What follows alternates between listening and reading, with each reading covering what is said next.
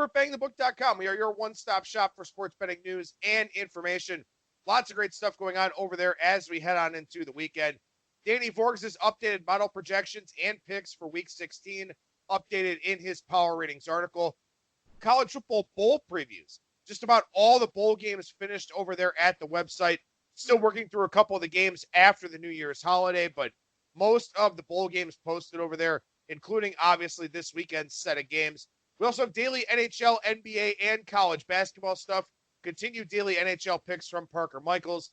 Got some college basketball stuff for you with some individual game previews. Got a lot of game preview content over at the website. UFC event this weekend. We got that previewed. Soccer previews as well. Lots of stuff going on over at BangTheBook.com. Make sure you check it all out.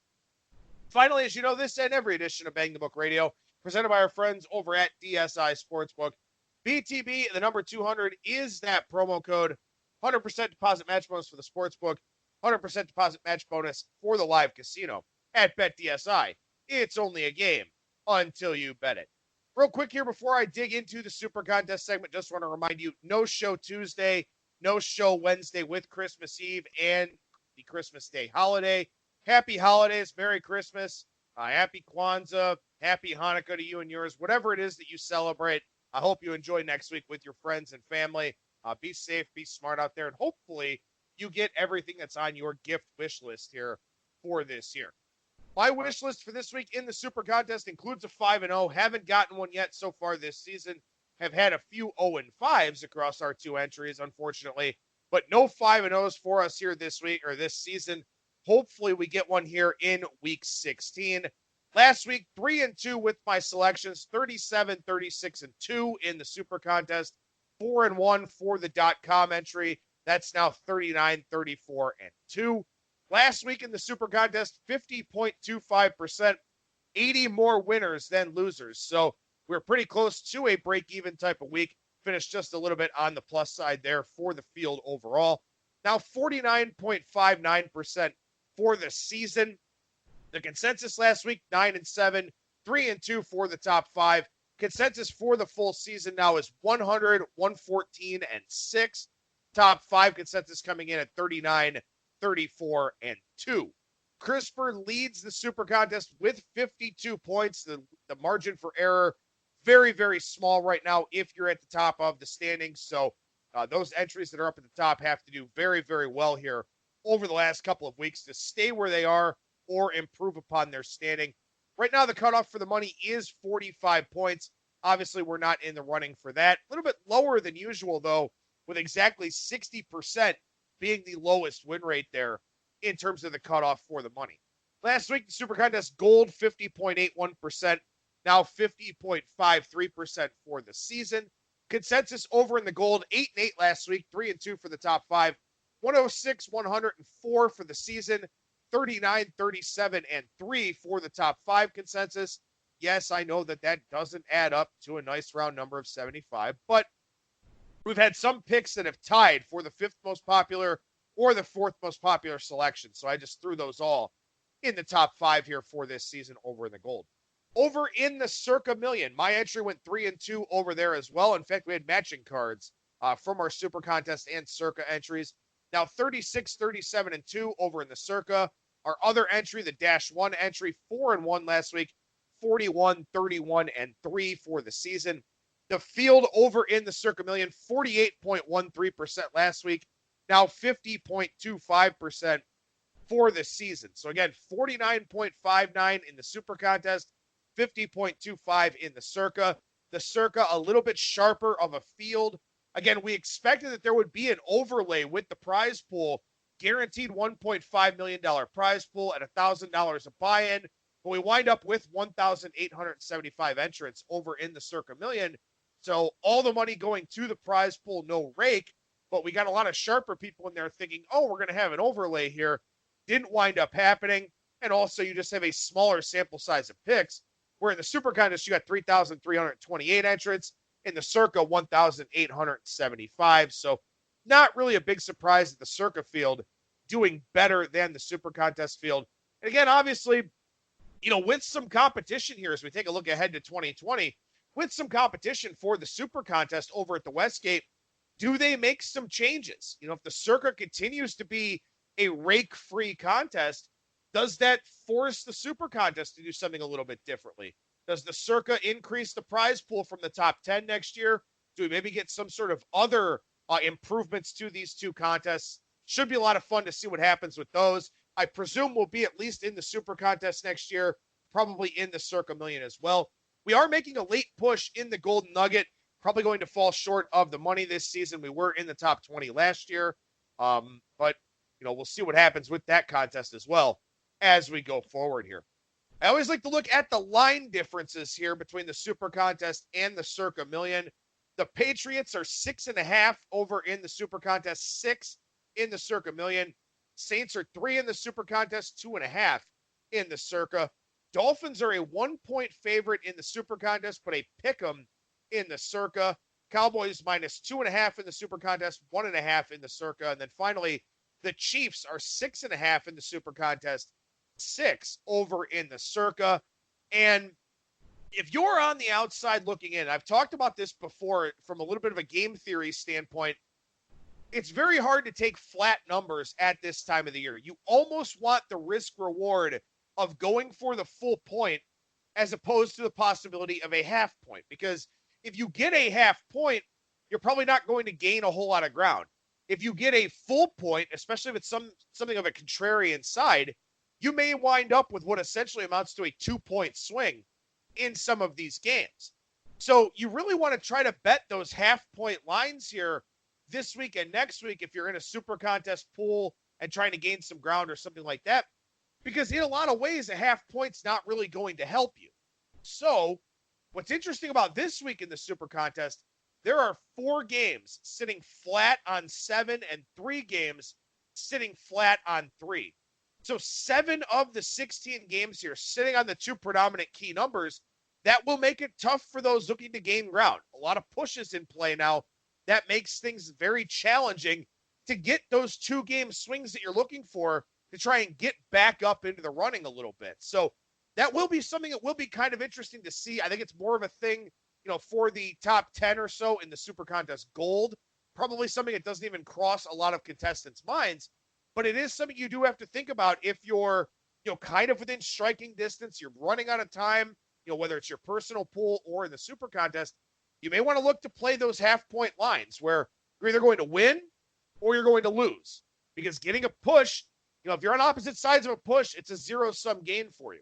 If you're on opposite sides of a game and one side wins and one side doesn't, that may be a 2-point swing for you. So again, a lot of numbers here on the key numbers of 7 and 3. That makes it pretty tough here to try and gain ground. And even over in the Circa, the Patriots and the Chiefs on 6 as opposed to 6.5.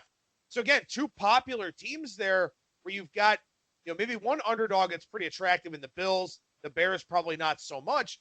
But again, you may be looking at a situation where you wind up with a push on 6 over in the Circa. So all part of the process here when you talk about these contests and you talk about the nature of just adding up your points in terms of the standings, got to be very careful with that here for this week. All right, so we take a look at the games that are on my radar here for Week 16. Got 3 very likely picks and 3 leans for you. Some interesting things in terms of injury situations, obviously. We got some early games here on Saturday, which are a little bit different. Some proxies may have kind of changed their time frames to submit picks, so make sure you're aware of that if you are in the contest here. But we will start on Saturday. We'll start with number 4 here, the Buffalo Bills. They are plus 6.5 in the Super Contest. Again, plus 6 over in the Circa. But I have to make this play. I have to take the Buffalo Bills here. If New England gets some kind of crazy bounce or a special teams play or something and winds up covering the number, it is what it is.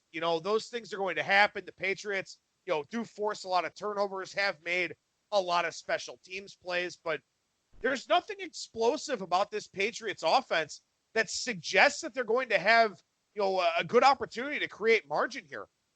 5 yards per play for the Patriots for an offense that's tied for second in number of pass attempts. Usually you do move the ball more through the air than you do on the ground. And for the Patriots to be so high in pass attempts and so low in yards per play, like they're 26th in the NFL, that just speaks to what Tom Brady has to work with here. They don't have Rob Gronkowski to stretch the field. Right now, they don't have a healthy Julian Edelman. They cannot run the football at all. Teams are kind of game planning more for James White as a receiver because they don't have to worry about the running game. The Bills, look, in the first game that these two teams played this season, Josh Allen had 3 interceptions.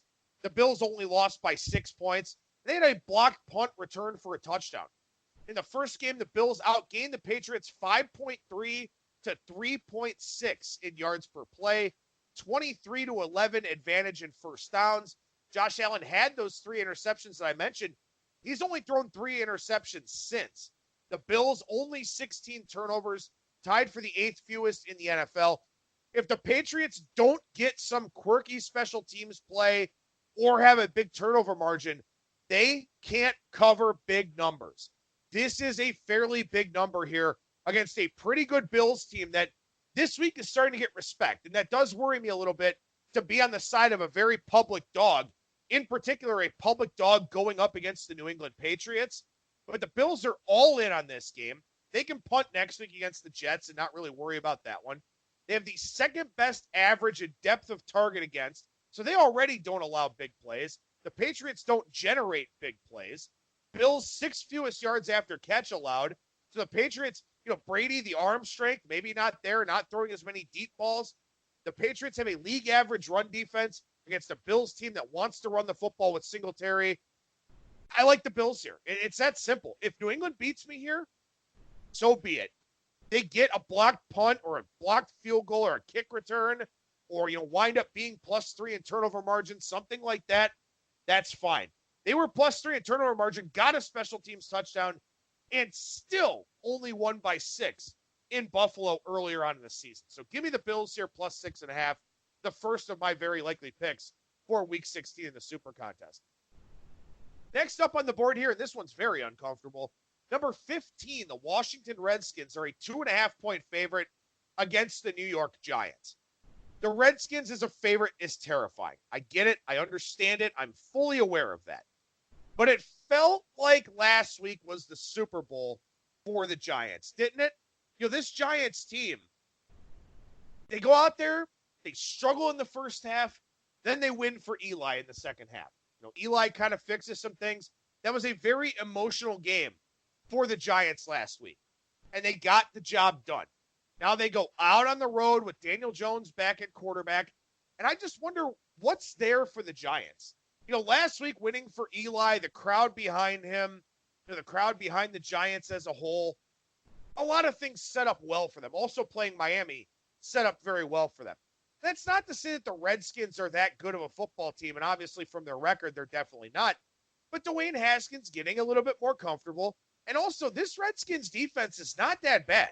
Only 5.4 yards per play allowed here so far on the season. They have given up a lot of points. The offense really hasn't helped them a whole lot. But I think this Redskins team is motivated. They're playing good football. The vets are playing for jobs. The young guys aren't going anywhere, so they're playing for more reps with whoever the new head coach is. The new head coach can have a lot of film to take a look at. I don't think the Giants have any motivation here this week. I think there's an emotional letdown. I think going back to Daniel Jones, obviously in the long run is beneficial for them to get him some more reps here. But I just don't see this. Maybe the Giants show up next week. If they've got the chance to play spoiler with the Eagles in town, keep the Eagles from winning the division. Obviously, it would mean the Cowboys win the division, which is not something that they're looking forward to.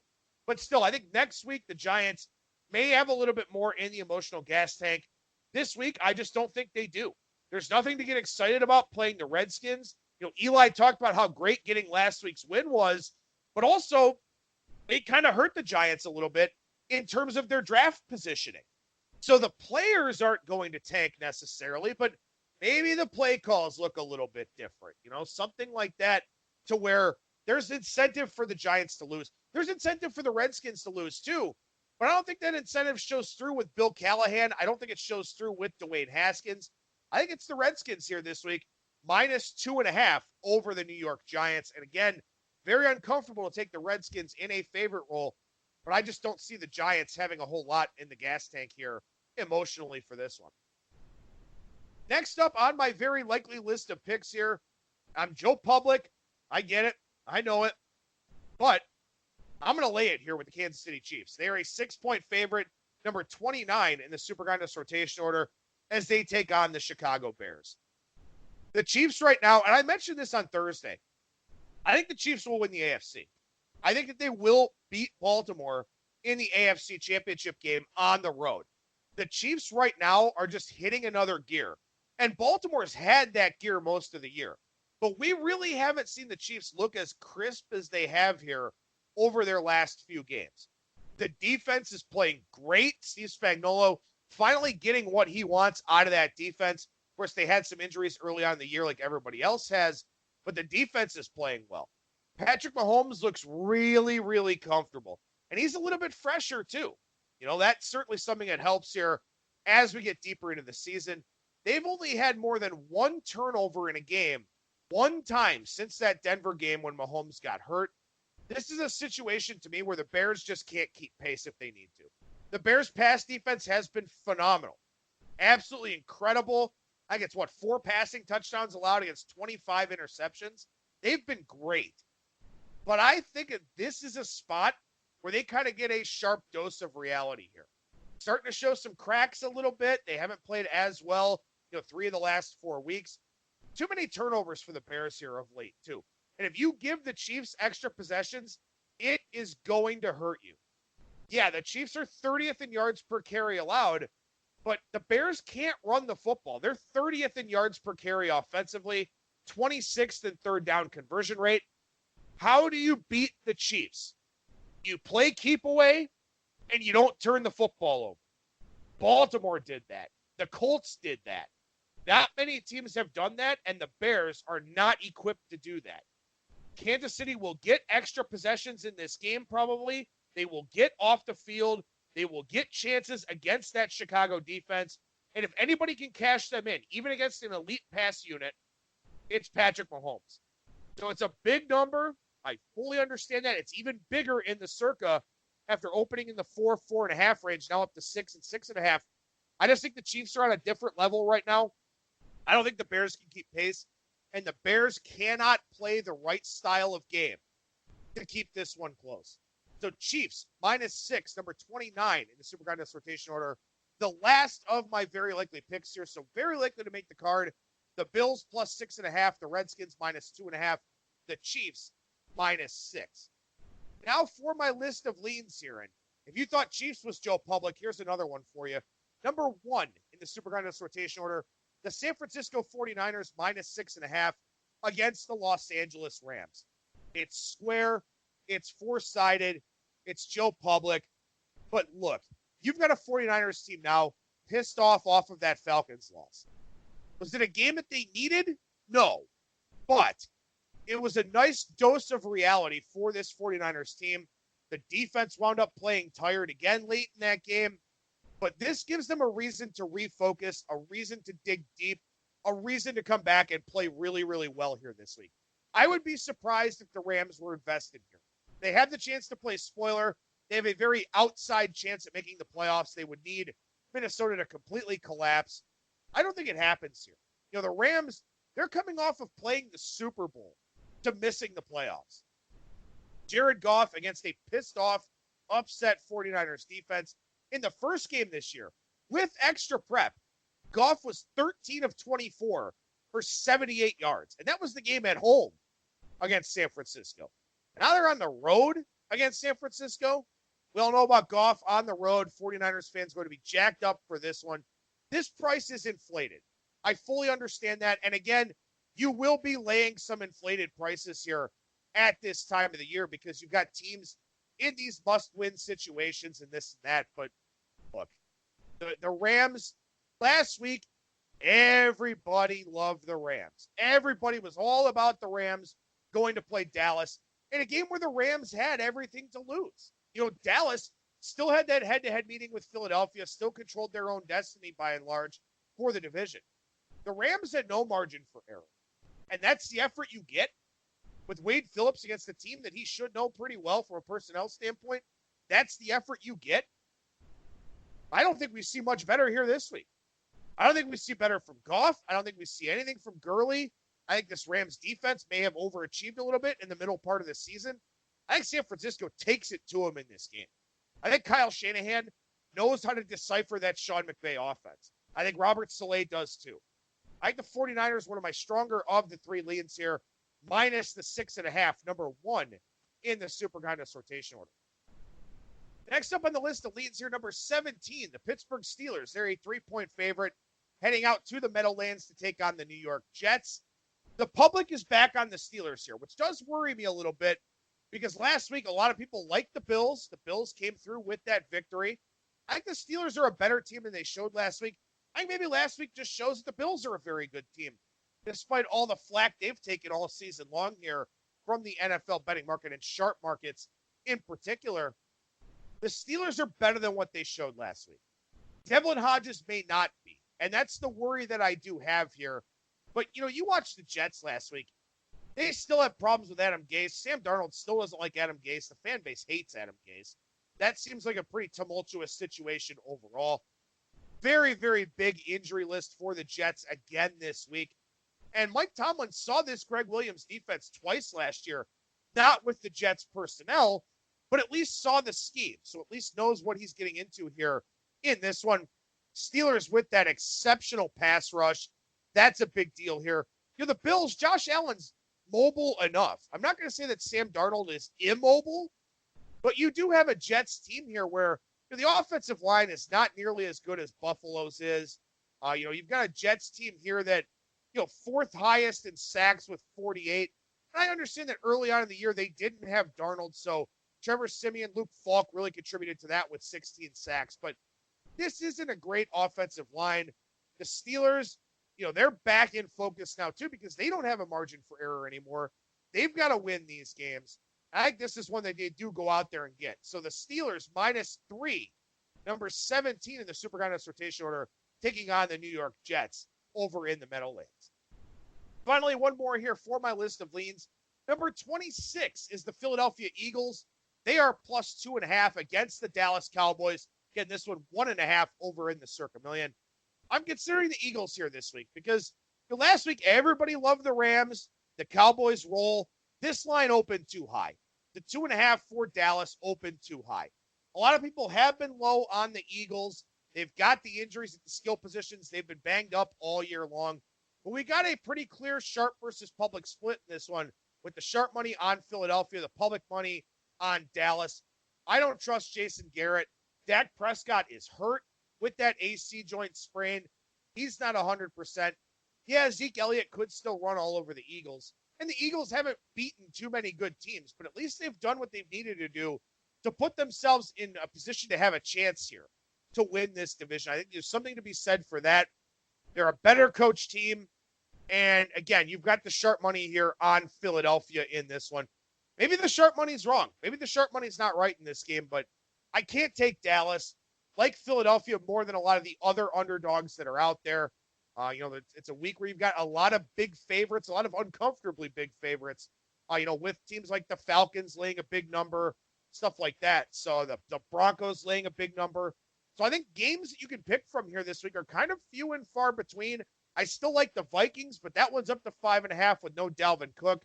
So that's a little bit concerning there. Although Green Bay, they're a paper tiger to me. Statistically, their numbers don't line up with where their record is. So I do still like Minnesota. You get a good report on Thielen. Maybe I wind up on the Vikings here. They're kind of on my short list in contention for this week. But ultimately, I think right now, if I had to say I was locking in my card, it would be Buffalo, Washington, Kansas City, San Francisco, and Pittsburgh. But again, don't have to have my picks into the proxy until Saturday. So things can change a little bit based on the latest practice reports, stuff like that. And again, obviously, a lot of considerations here in Week 16 with teams that are tanking, injured players that maybe aren't at risk, stuff like that. So my very likely list of picks here, number 4, the Buffalo Bills +6.5. Redskins, number 15, -2.5. Chiefs, -6, number 29. And my list of leans here, 49ers, -6.5. Steelers, -3. Eagles, +2.5. We'll have one more SuperContest segment next Friday. give you my picks for the Super Contest and the Circa Million for Week 17. Not sure what we're going to do with this Friday segment as we go forward here. We're going to have some segments to fill once football is over. So, we'll do the best we can here on Bang the Book Radio with that. But again, no show next Tuesday or Wednesday. Monday will be business as usual with Kyle Hunter. And then Thursday with Brad Powers, Friday Super Contest, and Brent. So outside of Tuesday, Wednesday, things pretty status quo for us, including that final Super Contest selection segment for Week 17 next Friday.